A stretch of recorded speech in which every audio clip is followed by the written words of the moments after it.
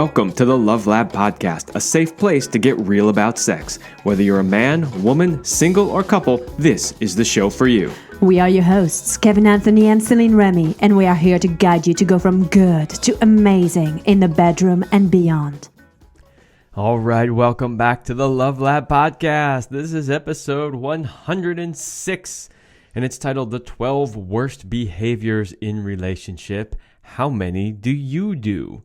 So, one of the things that makes our show a little easier is we spend time around friends and of course clients, and we listen to their stories, all their dating stories, their relationship stories, all of this stuff. And I honestly have to say, 8 times out of 10, it's a train wreck. And from that, we get all these ideas for the show. So that makes the show a little easier. And in this case, the ideas that we were getting recently were people were telling us their relationship stories. And it was like, wow, that was really bad behavior. Mm-hmm. That was like absolutely the worst thing that you should do in a relationship. And so what we did was we compiled a list of these bad behaviors that we see repeatedly that we think are really quite poor. And here's the thing. Some of them you're going to go, yeah, of course. And some of them you're going to go, oh, I didn't realize that was so bad, right? And so there are things that are happening in your relationship that you may not even realize are having a negative effect. Now, we like to try to be positive on this show also. So this is going to sound like kind of a negative list. But just remember that the positive is don't do these things. If you want to know the positive, just do the opposite of each one of these things we're talking about. Absolutely, and we'll give you some examples as always. But before we dive into the worst relationship behaviors, let's give a shout out to our sponsor, Power and Mastery. If you want to join the secret club of men who are great in bed, then check out Power and Mastery. It is the most complete sexual mastery training for men. Whether you want to have harder, stronger erections, last longer, or increase your sexual skills, there is going to be something for you at powerandmastery.com. So go check it out. All right, we've actually got a pretty good list here, so we're going to dive right in. The first one is one that has come up multiple times with friends of ours who are in relationship, and it is the mother-son relationship. Oh boy, you want to explain to the audience what we mean by the mother-son relationship? Absolutely. So we're diving right into this, right? We're going straight to the core of so many issues. It is actually a sneaky behavior that a lot of women do not realize that they are doing. Most women are mothers in life. And so, you will show up towards your kid with, you'll say little nice things or cute things, endearing things. You'll be like soothing them, loving on them, like different behaviors. And for a lot of women, they find it difficult to transition from that behavior to I'm a lover, I'm a wife, I'm a partner, whatever your label is in that relationship. And they bring these motherly qualities to their relationship. So what I mean by that, and I have seen so many of my girlfriends act this way. They will call their man a boy. They'll say, oh, he's such a cute boy. And I'm like, well, no, he's not a boy. He's a man, right? Or they will... It's subtle in how they do it, but it's simply in how they interact. Oh, aren't you just so cute when you do this? Or like they're really starting that dynamic of that there's a mother and a kid here and not really two adults that are interacting. Yeah, so the worst part about this is it absolutely destroys polarity, right? So there's no longer that strong masculine and strong feminine polarities there that a successful relationship really needs. And if you want to know more about polarity, just go watch our episode 100, I believe, where we really go deep into that. This manifests in so many different ways, one of which is exactly what you said. If you're a woman and you're referring to your grown adult, male partner as a boy, that's not a good sign. He's not a boy, he's a man. And nor does he want to be called a boy, right? So those sort of like cutesy, oh, he's such a cute little boy. Or like you literally hear 40-year-old women talking about their 40-year-old men partners and calling them cute little boys. And then there's the whole sort of power dynamic of she always has to take care of him like he's a child and he's not responsible for himself. That's another way that it shows up, right? Or it shows up that he's trying to win his mother's affection by behaving like a good boy and by doing good things and like expecting her to reward him with this motherly love in a sense. And I've seen that where the man will just like kind of like behave in like, please grant me your unconditional love because I was lacking this one when I grew up, so now I'm transferring all my needs onto you. So it goes both ways. It does. I would say I have seen it more often, the woman treating the man like a boy, than I do see the man acting like a boy and seeking the woman's approval. That's just my personal observation. I don't know if there's any statistical significance to that, but that's what I observe more in the people we know. Super destructive behavior, it kills the polarity in your relationship. And remember though, it takes two to tango. So if that's a behavior that she's not aware that she's doing, it is your responsibility to call it out and say, hey, when you refer to me, I'm your man, I'm your stud. And that's going to lead to our number 2 coming up here. But you set your boundaries here. And so number 2 of those behaviors that are really not good for your relationship is how you call each other. And while it's very sweet to call each other like boo boo, sue sue, mimi, whatever, cutesy little thing, baby, again, and it is something that we've talked about in the past in previous shows, it is not something that is going to be making your relationship a juicy, sexy relationship. When you just like, you're my big, lovey, cuddly bear, it's usually not a turn on unless you're really into cuddly, hairy bears. And then sure, if that's your sexual kink, go for it. But otherwise, pay attention. How do you call your partner? And then do you infantilize them all the time or not? And that's the key. Like, it's one thing if you call somebody a big teddy bear, that's one thing. But it's another thing when you're calling them all these cutesy little child names again, right? Because what is that doing? That's infantilizing the person. That's projecting on them, again, that they're not a conscious, grown adult, right? And the thing is, most people are not consciously doing this at all. Like, I imagine there's at least a portion of you listening to this right now going, oh, come on. Like, you're making way too big a deal. It's just a cutesy little name, right? Some of you, I'm sure, are thinking that. But over time, this actually does have an effect on your relationship. It's, I don't know if there, anyone listening is into the whole idea of like sort of creating your reality or the law of attraction kind of stuff, but you realize that what you constantly say, what you're constantly thinking about, what you're constantly doing is what you're creating in your life, right? So if you're constantly calling somebody a cutesy little name, especially if the woman's constantly calling the man the cutesy little name, what is she going to get? She's going to get a cutesy little partner, but what does she really want? She wants a fucking man. Absolutely. And by the way, that goes the same for your genitals. A lot of people are uncomfortable with their body parts, and so they put these silly little names for their genitals just to get more comfortable with them. And again, it's not serving you. Like, anytime you like have to regress in order to be able to be comfortable, it's not going to serve a grown-up relationship. Yeah. So by the way, nicknames are perfectly fine. We have a ton of nicknames for each other, but we don't have cutesy little like baby nicknames, right? Like, nicknames are like super powerful sex goddess, or I called you like Master Cock or Super Stud or my sex god, or like I come to you and say sexy, super sexy Kevin. I mean, there's a lot of different ones. We were very specific from the start that we didn't want to call each other baby. Like, there was just this energy to it that we're like, and every now and then there might be a babe, that comes in because that's okay. But it's more like the intention. It feels so different when I call Kevin like, ooh, my super stud versus my cuddly bear. Like, There's something different I want to do with each one of those. So remember, what do you want in your relationship? Probably passion and great sex. And great sex, exactly. Yep. So let's move on to our third behavior here.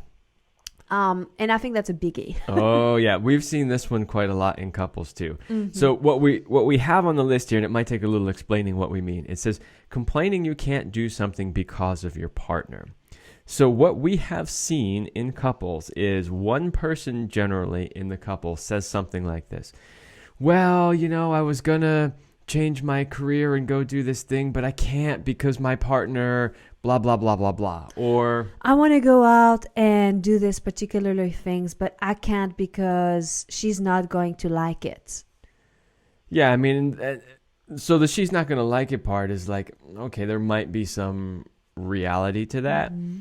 But the biggest problem I see with this one is where people they create false excuses to keep them trapped in their own behavior patterns by projecting it on the other person, that it's the other person's job, personality, all kinds of reasons why they can't do that. Like, well, I wasn't able to focus energy on building my own business because I needed to help her.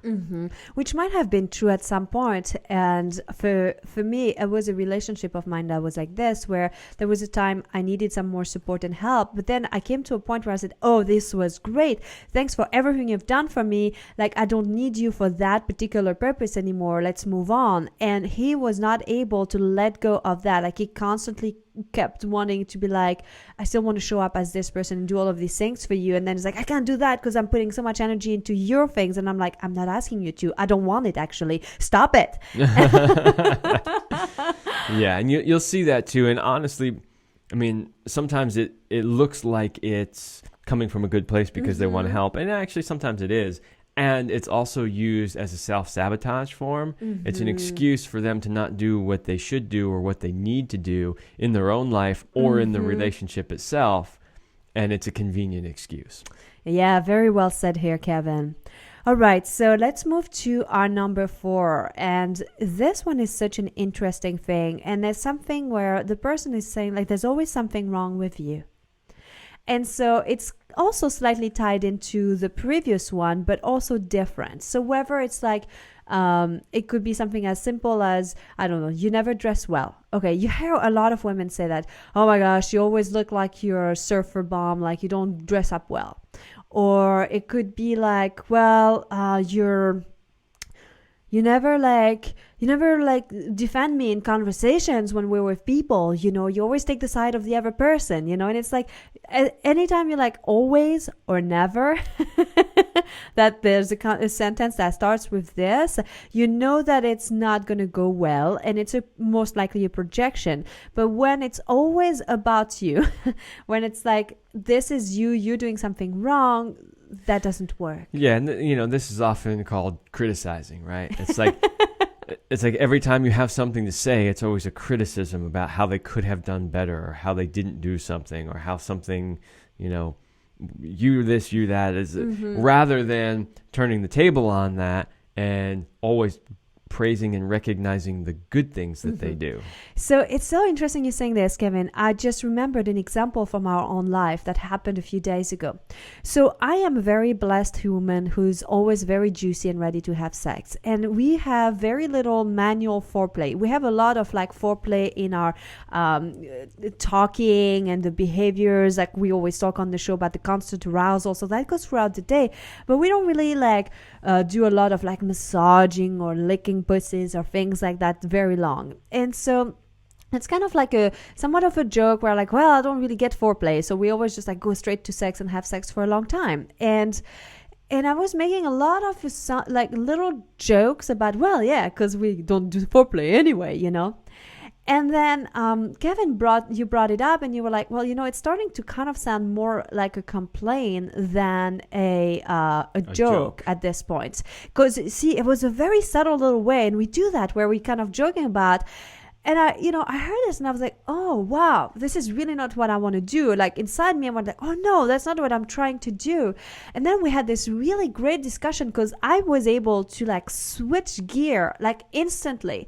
And I thought, oh no, I don't want to do this to my husband. That's not what I want to create. Okay, I need to focus on the positive. So right away I went like, oh, this is all the things that you do that I love. So I started to list all the different things that he does that I love.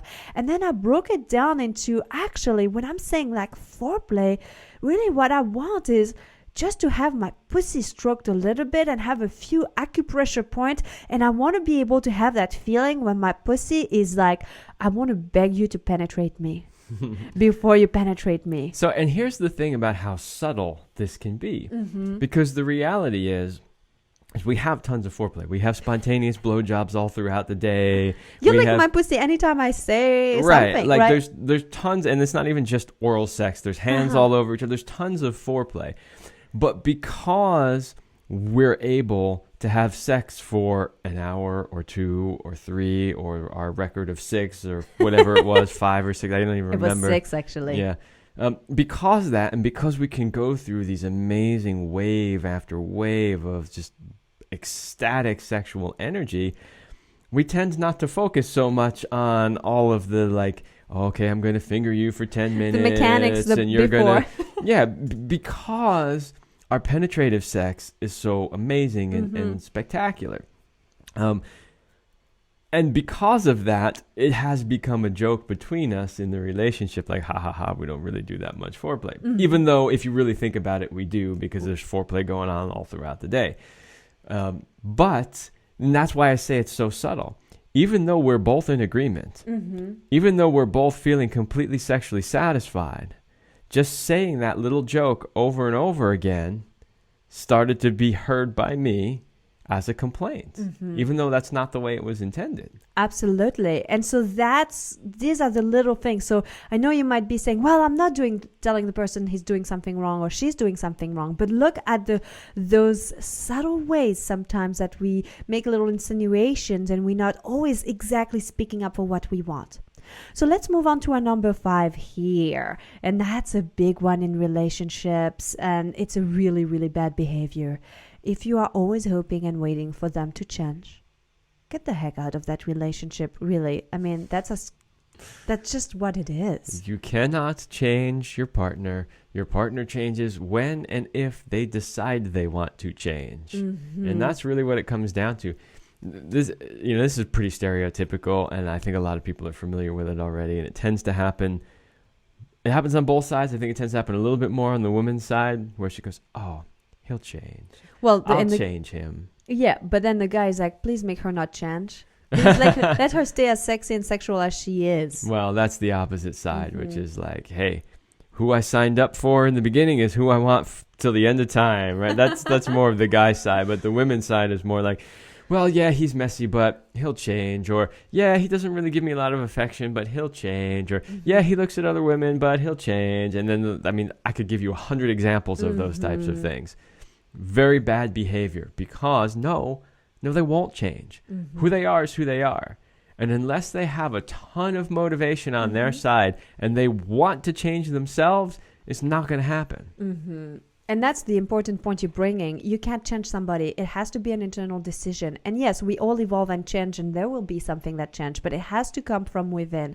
If not, it's never going to be a long-lasting change, and then it builds resentment. So if you are constantly hoping and waiting for that partner to change, to show up differently, it's not a good behavior. So you either have to come to terms with who they are and be 100% okay with this, or you simply have to change relationship. Yeah, and what's the question we always ask clients in this situation? Well, if nothing would change in your relationship and you look down like 3 years down the road, would you still say that you're happy?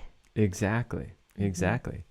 Yeah. Could you say 3 years from now, if nothing about that person changed, would you be happy? Yeah. And in almost every case, when we have this discussion, if they really think about it, they go, no.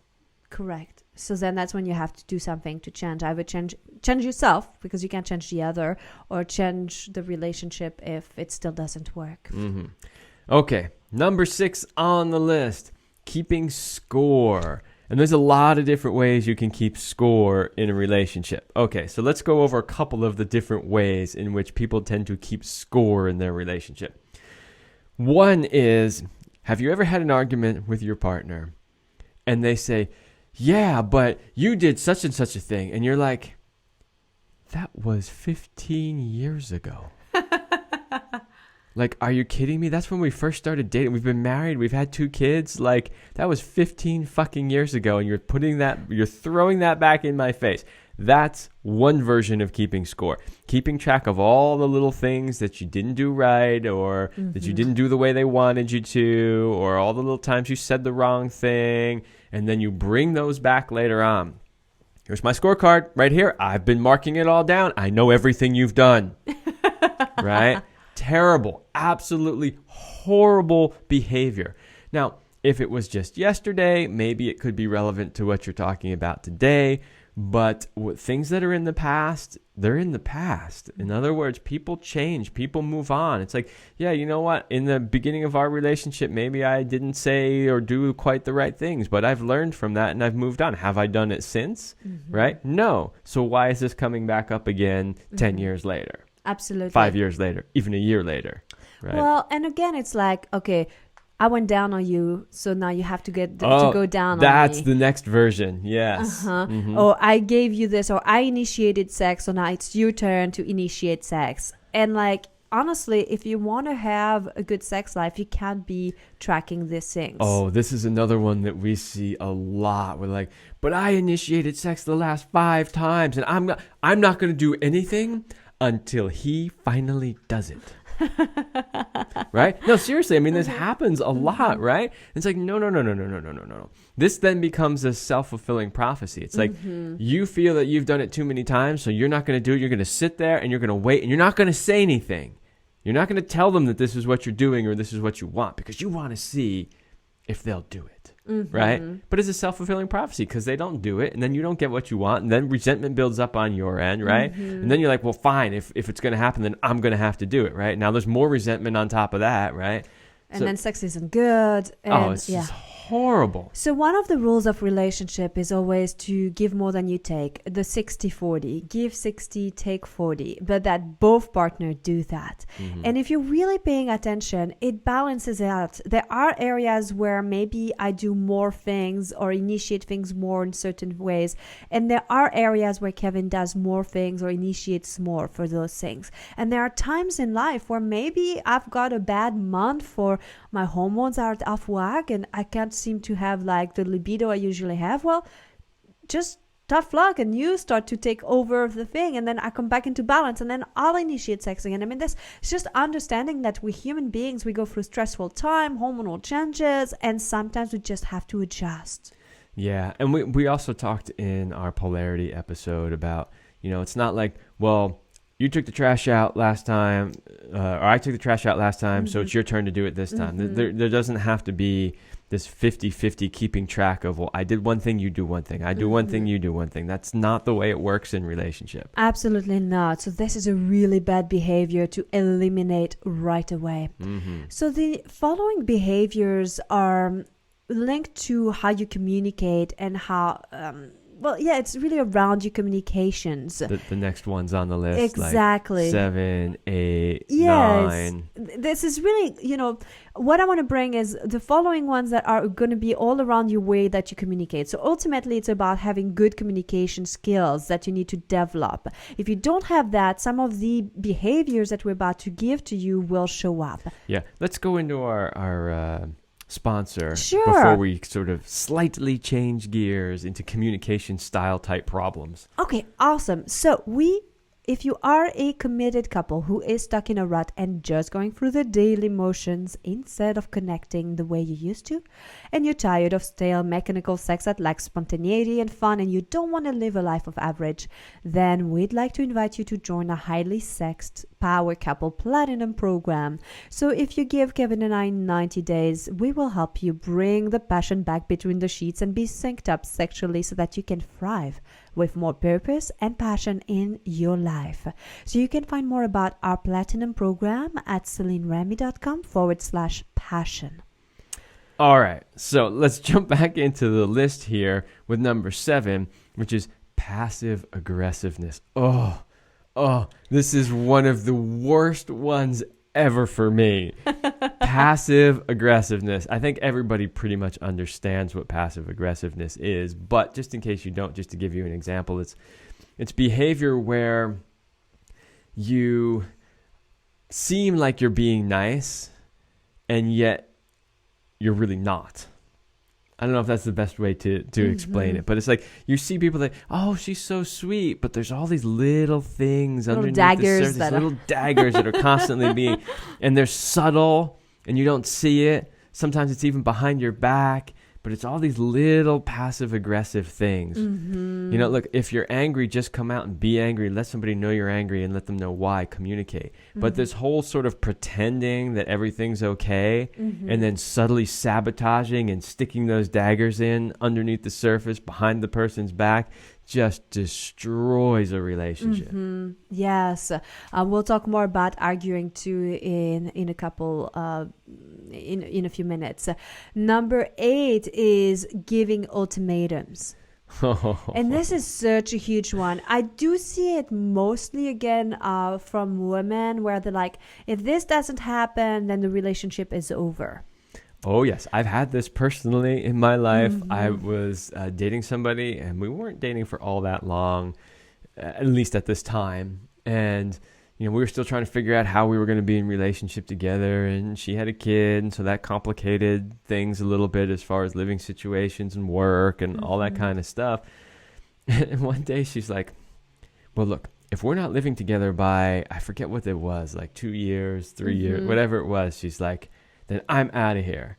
And I was like, I looked at her and I was like, this doesn't have anything to do with time. This has to do with how are we relating? How can we make this dynamic between the three of us work? That's what it's about. It's not about a time period. Yeah, it could be in 3 years. It could be in 2 years. It could be in 1 year. It could be in 5 years. Like, we need to figure out how we can do this right, you know? But she laid down the ultimatum, and I was like, no. So one thing that happens when people are like, okay, then you put in ultimatums, you can't take it back. And when it's been heard, sometimes the other person can surprise you and take action. And then they might just disappear. They might be like, well, whatever. And they ever get into another relationship. They call off this one. When you're also saying, if this doesn't happen, then I'm out. You're actually saying that you're not yet fully in yourself into that relationship. Totally. And so if you don't give 100% to the relationship, you've never given it your best. And so that is one of the worst behaviors that you can do. Not giving it your 100% of yourself and holding back. It's like, why even try if you're doing it half-ass, right? Well, and again, it becomes a self-fulfilling prophecy, right? You're not 100% in. So you're not nurturing the relationship as well as you could be. Because that nurturing's not there, the other person's feeling like, well, I'm not going to take that whatever step you want me to take because I'm not getting it back from you. And then it doesn't get to where you want to go. And ultimately it will kill the relationship. Right. And then you reach the ultimatum, right?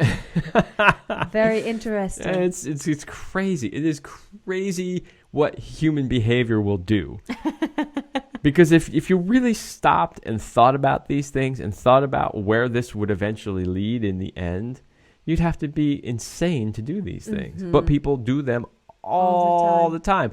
So if you find that you're doing some of these things, I didn't mean to just call you insane. But maybe what it really means is you never really thought about how these things are affecting your relationship. If you have thought about it and you understand and you're still doing it, then you're insane. But if not, then you might be doing some changes and you won't be insane. So our number 9 here is jealousy. And I think at some point we should do a whole episode on jealousy. We should give it a whole thing, but also bring in an expert or something, like somebody else, because neither you or I really experienced jealousy.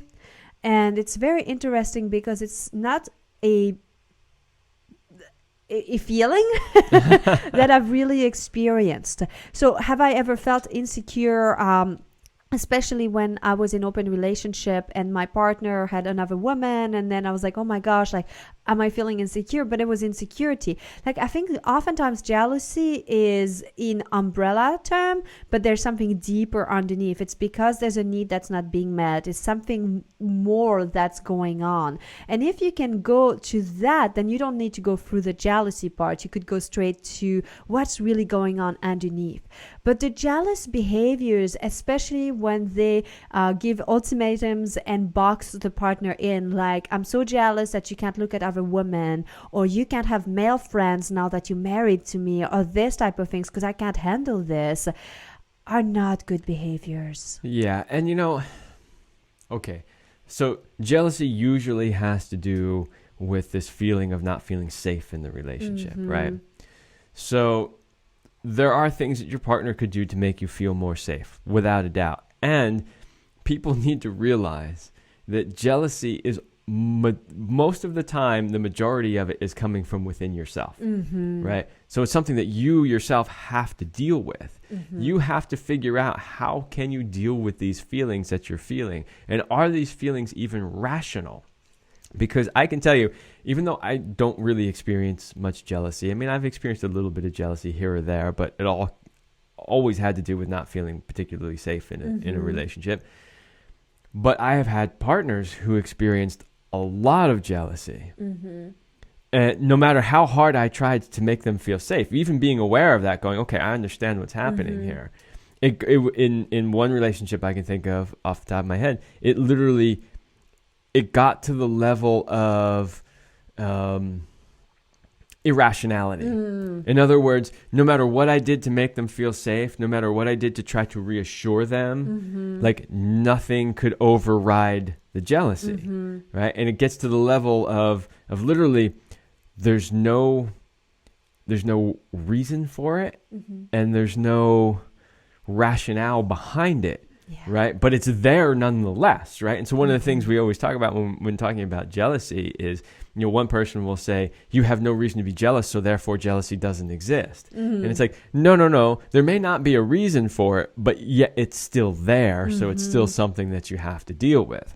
Yes. And that's the tricky thing is why is it there, and what can you do about it? So in the case that I just described, is if there's no reason for it, if the person's doing everything they can to try to make you feel safe and loved and all that, and you're still experiencing this jealousy, you really have to look within yourself.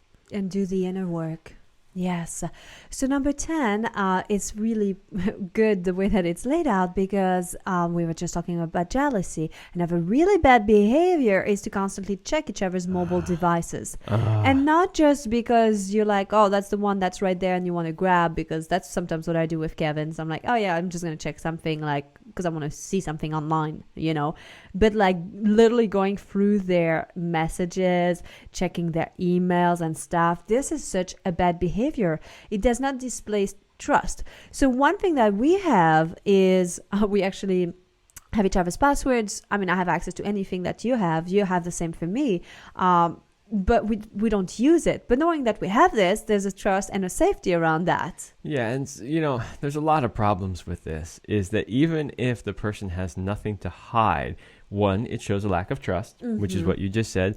And two, it can actually cause quite a few arguments or disagreements for no reason. In other words, somebody's jealous and they suspect something, even though they might not have any reason to suspect anything. Well, then they go in the person's phone and they start looking for something to find, right? And if you're looking for something, you're probably going to find something that's going to piss you off, whether it's a comment somebody made on another woman's Facebook post, like a simple comment. Like it could be, wow, you look beautiful in that picture. And like they were thinking of it totally innocently. But because the person is experiencing jealousy, they're going through your phone, they're in your Facebook account, they see this. Now all of a sudden they go, what is this? Absolutely. What did you mean by that? Right? And now you're instantly starting confrontation, even though it had nothing to do with anything. The lesson here is like, do not have this behavior when you're feeling emotionally unstable. Like, really don't, because like, like Kevin was saying with studies, and when they're trying to do certain experiments with science, they literally have shown that if you have an intent, it can manipulate the outcome. Oh, absolutely. So if you do have the intent of finding something bad about your partner, you will find something. I guarantee you. Yeah, it's kind of like the government. If they want to try to find that you did something wrong, they'll They'll find it. something. They'll yes. if they dig deep enough, they'll find some obscure thing somewhere you didn't even know existed, and they'll find it, right? It's very similar. Number 11 is about, we named it the bad arguing techniques. And really, For lack of a better term. and really, like, where it comes down to that is that it doesn't matter what you argue about, it's how you do it. There are times where you will disagree, but it's how you do it. Most people have a really bad pattern. When they argue, they will go silent. They'll stop all communication. So they'll scream at each other. They'll stop all communication. Then they disappear. They ghost each other. So nothing is resolved. There's all these emotions that are boiling and unresolved. And then they start to put label. You did this. You're rude. You're this. You're that. And then it's a black and white that I was right and you were wrong. There are so many. First of all, the yelling. Right? Rather than just having a conversation like two mature adults. Mm-hmm. There's the yelling, there's the accusations, there's the silent treatment, right? I mean, and the list goes on. And I think the point that we want to make here is not so much going through all the different bad arguing techniques, but to say that if you have a disagreement, you need to approach that disagreement like two mature, rational, emotionally stable adults. Now, I know that's harder to do than it is to say. Like, oh, sure, it's easy to say you can just do that, but what if when the emotions are flying? Yeah, but that's where you have to take responsibility, and you have to get those emotions under control, right? And learn to communicate like an adult. Because here's the thing. What happens very often in these situations is you have an initial argument, right? You have something you're disagreeing about. But your poor arguing techniques actually take that one thing and expand it into a bunch more things, right? Because, oh, I didn't like the way you said that to me, right? Now it's no longer just about the one thing you were arguing about. Now it's about the way you argued about it. And then it's like, well, you did that to me 3 years ago. And then, and my dad used to do that to me. So ultimately, it's about all your own unresolved things that you still haven't dealt with. There's a saying, too, that says, don't do something permanently damaging because you are temporarily upset. Remember that most of our emotions are very fleeting and short-lived. And so it's much better to say, I'm triggered. I'm going to take a little bit of time off and we'll talk again in a few minutes or in a few hours, than to try to fix something or argue or prove a point while you are overheated. Yeah, and the original thing that you were arguing about may be able to be resolved or forgotten about forever. But the damage you did in the way that you argued is going to probably last forever. So don't do that. And then our last behaviors, and I'm sure there are more, but... Yeah, this is not an exhaustive list. Honestly, we were writing this list down. We started off with just... like the first 4 or 5 things were just things we've observed in the last month. Just stuff that's come up in our hanging out with friends, working with clients, that kind of thing. Then we stopped and we thought about, okay, what else can we add to the list? Then, as we always do, we went and did some research, to find what do other people think. And at some point we went, this list is going to be so long, we just have to cap it here, because I could have kept adding and adding and adding. There's so many examples of bad behaviors. So the last but not least that we've got for today for you is about breaking boundaries. And that is so crucial. I think it comes down again like to the trust part that we were talking about, but boundaries are what make your relationship safe. And if you have an agreement and if there are boundaries in place, don't just go pretend they're not there. Honor those. The more you break boundaries, the less likely your relationship will survive. Yeah, I mean, it's as simple as this. If you break boundaries, you break trust. Yes. It's period. And if trust is broken, sometimes you cannot mend it back. Yeah. For some people it happens. We just heard a story like this weekend, and so for some you can rebuild it, and for others it's the end. Yeah, I know. Actually, we probably should put this one at the top of the list, because you're right. This one came literally from a conversation that we had about a married couple, and one of them broke a very important boundary, and it ended up in divorce. Absolutely, because she never could feel safe again in the relationship, and he wasn't willing to give her what she needed. If you're the one who breaks a boundary, because we're human and it can happen, you must be willing to do what it takes to let the other person feel safe again in the relationship. And that might mean do a little bit more than you would want to do, but listen to that and rebuild that. We talked about this when we had some guests on our show, Debbie, it's the episode is coming out of my mind right now, but we've talked in previous shows on what to do in repairing relationships. Oh, we do have an episode about that, about how to fix relationships if you've broken boundaries. Here's the thing. If you have first of all, you need to set boundaries. It's very important because you don't know if you've broken a boundary if you never actually communicated what your boundaries are. So step 1 in a relationship is communicate what your boundaries are. Step 2 is keep the damn boundaries, right? Otherwise, why bother with setting the boundary, right? And here's the thing. If a boundary doesn't work for you to the point where you feel like you need to break it, then you need to renegotiate the boundary before you break it. Absolutely. So just to tie this loose end, it was episode 89 with Greg and Debbie Lambert, and we talked about secrets to a great relationship, and they talked about some of those things and how to rebuild some of the trust too. Yep, that's true. Thanks for looking that up. At 106 episodes, I can't remember which episode was what and who. Can't keep up with all of this, but they're all good, so you should listen to all of the episodes.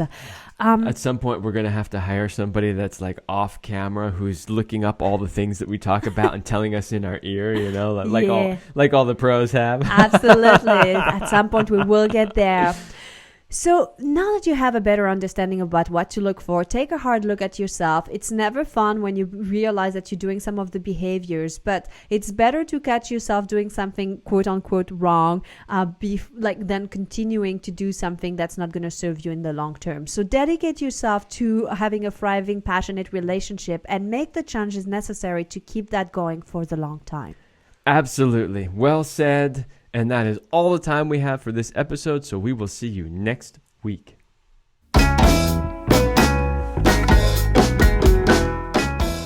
We hope you liked this episode of the Love Lab podcast. If you enjoy this show, subscribe, leave us a review, and share it with your friends. And for more free, exclusive content, join us in the Passion Vault at CelineRemy.com/vault.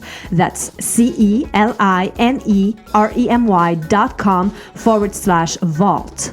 Thanks for listening. And remember, you're amazing.